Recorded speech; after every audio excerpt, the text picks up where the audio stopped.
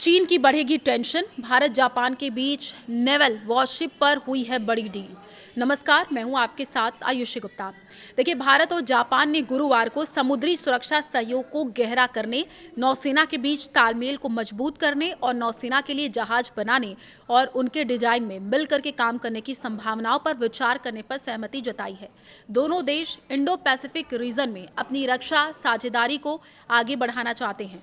ये समझौता नई दिल्ली में रक्षा मंत्री राजनाथ सिंह और उनके जापानी समकक्ष शिंजरो कोइजुमी के बीच हुई बैठक में हुआ है। देखिए, दोनों मंत्रियों ने समुद्री सुरक्षा सहयोग पर एक समझौते यानी मेमोरेंडम ऑफ अरेंजमेंट पर भी हस्ताक्षर किए हैं, ताकि भारतीय नौसेना और Japan maritime self defence force के बीच करीबी सहयोग के लिए एक ढांचा तैयार किया जा सके। दोनों पक्षों ने कहा कि ये समझौता समुद्री क्षेत्र की जानकारी, मैरीटाइम डोमेन अवेयरनेस, खोज और बचाव अभियान और मानवीय सहायता व आपदा राहत कार्यों में सहयोग को मजबूत करेगा। वे समुद्री संचार मार्गों की सुरक्षा के लिए तालमेल बढ़ाने पर भी सहमत हुए। इसके लिए एक दूसरे के यहाँ पर नौसेना के दौरे, संयुक्त अभ्यास, कर्मियों और विशेषज्ञों का आदान प्रदान और साथ ही लॉजिस्टिकल सपोर्ट जैसे बंदरगाहों तक पहुंच और रख रखाव मरम्मत की सुविधाएं जैसे कदम उठाए जाएंगे। संयुक्त बयान में यह भी कहा गया है कि दोनों पक्ष अपनी रणनीतिक और ऑपरेशनल जरूरतों के आधार पर समुद्री सुरक्षा सहयोग को तेजी से आगे बढ़ाएंगे और ऐसा करेंगे एक दूसरे की मदद। भारत और जापान माइन आपको बताया कि काउंटर मेजर क्षमताओं, समुद्र में बिछाई गई बारूदी सुरंगों का पता लगाने और उन्हें नष्ट करने की क्षमता को बढ़ाने के लिए तालमेल का अधिकतम लाभ उठाने पर सहमत हुए। साथ ही वे जापान की तकनीकी विशेषज्ञता और भारत की उत्पादन क्षमताओं को मिलाकर नौसेना के जहाज बनाने और उनके डिजाइन में संयुक्त विकास की संभावनाओं पर भी विचार करेंगे।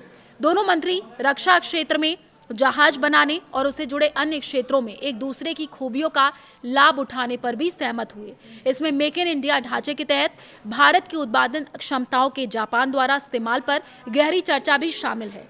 वे जहाज की मरम्मत की सुविधाओं तक एक दूसरे की पहुंच बनाने की दिशा में आगे बढ़ने पर भी सहमत हुए, जिसमें निकट भविष्य में जहाज की मरम्मत से जुड़ा समझौता करना भी शामिल है।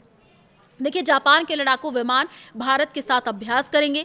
दोनों पक्षों ने द्विपक्षीय सैन्य अभ्यासों के लगातार विस्तार का स्वागत किया है, जिसमें जापान भारत सेना अभ्यास, धर्म गार्जियन और समुद्री अभ्यास जैमिक्स शामिल हैं। उन्होंने विशेष रूप से जापान भारत वायुसेना अभ्यास वीर गार्जियन 26 की तैयारियों का स्वागत किया है, जो कि इस साल के आखिरी में होने वाले हैं।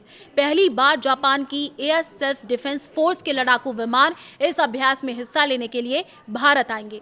भारत और जापान अपने द्विपक्षीय अभ्यासों को और अधिक जटिल बनाने, बिना चालक वाले सिस्टम यानी कि अननेम्ड सिस्टम्स को शामिल करने और मौका मिलने पर कम समय की सूचना पर संयुक्त अभ्यास करने पर भी सहमत हुए। मंत्री अपने स्पेशल ऑपरेशंस फोर्सेस के बीच आदान प्रदान को बढ़ावा देने और भारत के इंटीग्रेटेड थिएटर कमांड्स के गठन के बाद उनके साथ सहयोग करने पर सहमत हुए। डिफेंस टेक्नोलॉजी पर फोकस है। सिंह ने डिफेंस इक्विपमेंट और टेक्नोलॉजी के ट्रांसफर से जुड़े अपने फ्रेमवर्क की जापान की हालिया समीक्षा का स्वागत किया है और डिफेंस और टेक्नोलॉजी के क्षेत्र में और गहरे सहयोग की उम्मीद जताई है। दोनों मंत्रियों ने जहाज पर लगने वाले unicorn integrated communication antenna system को बढ़ती साझेदारी का प्रतीक बताया। यह प्रोजेक्ट भारत और जापान के बीच डिफेंस इक्विपमेंट ट्रांसफर का पहला प्रोजेक्ट है और दोनों पक्षों ने इसे जल्द लागू करने की दिशा में काम करने का वादा किया। वे अन्य डिफेंस इक्विपमेंट और टेक्नोलॉजी प्रोजेक्ट्स की ऑपरेशनल जरूरतों पर संबंधित सेवाओं के बीच बातचीत को आगे बढ़ाने पर भी सहमत हुए हैं। मंत्रियों ने एडवांस्ड डिफेंस टेक्नोलॉजी में भारत के defence research and development organisation यानी कि DRDO और जापान की education technology and logistics agency यानी ATLA के बीच डिफेंस रिसर्च और डेवलपमेंट सहयोग को मजबूत करने की अपनी प्रतिबद्धता दोहराई है। वे डिफेंस इंडस्ट्री फोरम आयोजित करने पर भी सहमत हुए हैं।